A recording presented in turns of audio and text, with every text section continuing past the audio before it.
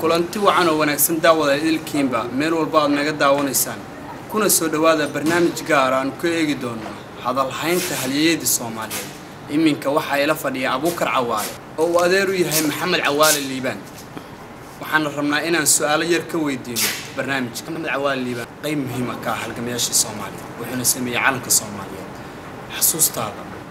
aad baad u mahadsantahay wayna mudan tahay barnaamijka yara kooban oo u bixiseen hadal haynta halyeeyada Soomaaliyeed oo aad baan runtii u soo dhaweynaya Soomaalidu taariikh badan oo qoran ma leeyin taalooyin badan oo u dhisan raggaasna ma leeyin marka in maadaama aan dad hadla oo sheekeeyanahay in looga sheekeeyo barnaamijyo yar oo noocaana dadka la ogeysiiyo Maxamed Cawaale Liibaan kaliya ma Allahu naxariistay dhamaan halyeeyadii hore aad baan u soo dhaweynaya haddaan u soo noqdo Maxamed Cawaale Liibaan Ilaahay jannadii Firdawsa geeyay adeerkay buu ahaa dabeecad ahaan waxa lagu tilmaami jiray nin afgaaban wuxuu ahaa nin xaraga jecel wuxuu dabeecadiisa waxa kamid ahaa wuxuu ahaa nin raxiima oo dhalinyarada iyo caruurta agtiisa ku cayaaraan oo nin weyn oo cod weyn oo laga baqo strict amu ahayn nin wuxuu ahaa caruurta madaxa u salaaxa nin wuxuu ahaa mar walba qosli jiray waxyaalaha aan ka bartay intii aan chance u helay inaan la kulmay oo guriga adeerka intagana waxa kamid ahayd mar walba wuxuu nagu oran jiray wax barta dadaala hiigsada himiladiina dhulkiina wuxuu qabta marka waxaan leeyahay runtii wuxuu ahaa halyeey Soomaaliyeed maadaama Maxamed Cawaale Liibaan adeerka yahay maxaad kala socotaa qaabka uu hidisa calanka Soomaaliyeed soobihii ku dhaliyay maadaama aad la kulantay caruurnimadeennii waxaan u maqli jirnay calanka iyagoo Cawaale wadna ciise Cawaale ragaha jira Cawaale halkaas ka tagay Maxamed Cawaale Liibaan oo ninkii sameeyay 12 Oktoobar 1954 bay ahayd leegada sida aan ku maqlay bartay markii hore calanka leegada dadkii xornimada qaybna ka ahaa asaguna wuxuu ahaa gudoomiyaha xisbiga shaqaalaha waqtigaas ahaa baa la rabay in laga dhigo waa la kala fasaxay waxa la yidhi guddiga baldeed isugu noqda nin walba fikirkaaga maalinkii go'aanka la gaarayay oo maradan oo soo dhisan garay oo soo sawirtay oo la soo baxay oo table-ka keenay markii la yiri maxay ku fadhidaana wuxuu ku tilmaamay buluugku waa cirkii xidigtu waa shantii gees cadaanku waa nabad runtii sidaasaana loogu wada riyaaqay loona qaatay uuna u noqday mid ka mid ah calaamada adduunka ugu qoran adiga laftirkaaga weli halgankii baa wadaa oo adeerkaaga waxaad aad ugu howlan tahay ka hortaga qaad waliba waxa lagu bixiyaa qaadid waxaana ku guuleysatay iminka inaad wadamada Yurub aad qaadka ka joogsan qorshahaaga ku xiga muxuu yahay oo wadanka ku wajahan mar rabin runtii inaan isku kombeer garay ama isla meel dhigo raggii SYL iyo adeerkii Maxamed Cawaale Liibaan iyo nimankii wadankan u soo halgamay waxaan oran karaa marxaladda ay waqtigaas ku jireen iyo halganka dheer oo ay soo galeen iyo mechanismka iyo waxa markaas u diyaar ay ku dagaaltagayeen u diyaar ahaa iyo waqtigan hadda way kala duwan tahay anuu nin Yurub joogay baan ahay oo email iyo Twitter iyo ku dagaalamay iyo research iyo baaritaan iyo qoraale iyo theory iyo macnaha inkastoo ay juhdi badan 9 sano oo isdaba joog ahayd waxa kaliya aan oran karo runtii waan ka dhaxlay ama waan ka bartay adeerkay waxaan oran karaa waxyaaluhu dardaarmadiisa kamid ah ku dhiirada waxaad aaminsantiin dhulkiina u hiiliya marka alxamdulillah waxaan oran karaa runtii rag waxay ahaayeen waqti dheer halgan dheer soo maray su'aasha qaybteeda kale haddaan u gudbo ah ilaahay UK iyo nagu guulay Holland aan maanta ku sugannahay waa idin laga joojiyay wadankii baa noo haray Soomaalidu waxa nasiib wanaag ah waxay dhamaantood intooda badan isku raacsan tahay qaadku inuu dhibaato yahay in laga hortagaana mudan tahay arintaas anagu og baan wadanka tagaynaa ma oranayo anu wadankii baan tagan qaadka joojinaya waxaan la tashan doonaa isimada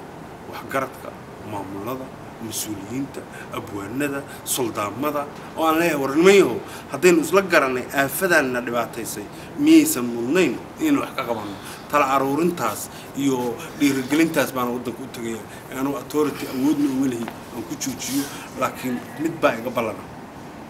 inaan juhdi iyo time geliyo insha allah dhexda u xirto dad baa waxay dhahaan waa bahal jiniyo lama joojin karo siyaad barre joojin waaya allahu naxariistay anigu ma aaminsan waxaan aaminsanahay siyaad barre wuu caqli badnaa markuu isku dayey habkii uu maray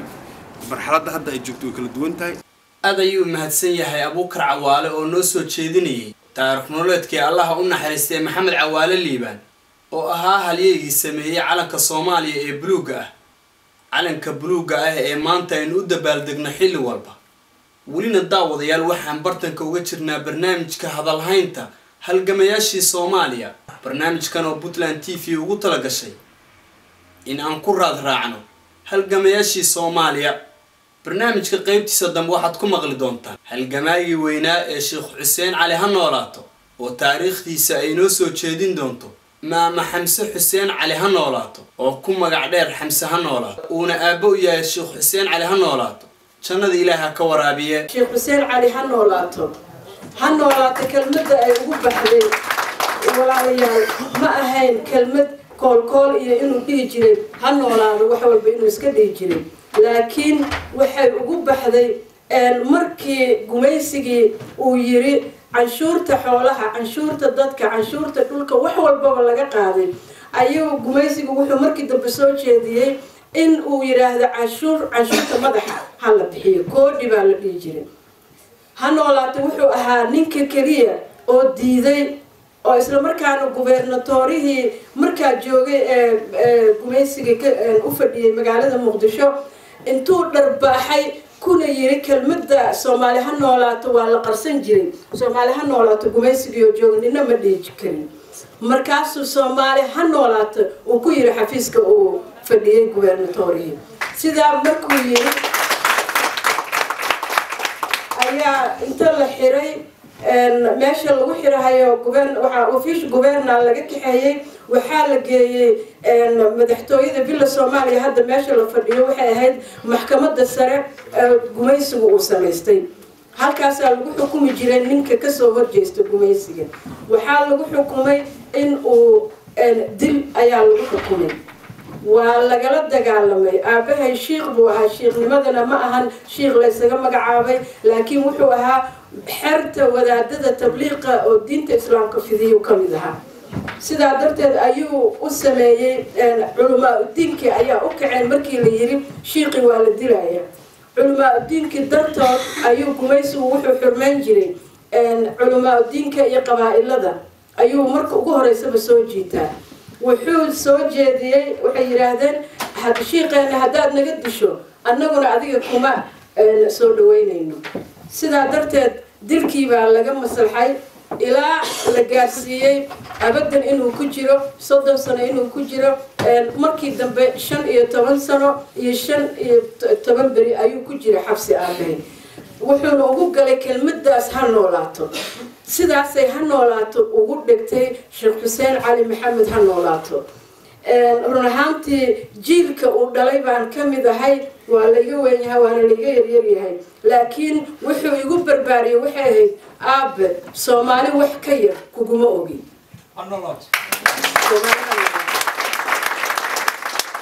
daawadayaal barnaamijkan wuxuu idinkaga imaanayaa Puntland TV xaruntiisa wadanka Holland anigoo ah Tawfiiq Shire Muuse ayaa barnaamijka soo saara ka ah idiina soo jeedinayay dhanka kaamarada waa Cabdixakiin Cabdi Ismaaciil iyo Maxamed Axmed Cabdullaahi tani intaan barnaamijkan lamida ku kulmi doono waa anagoo isku duuban oo idin leh maca salaama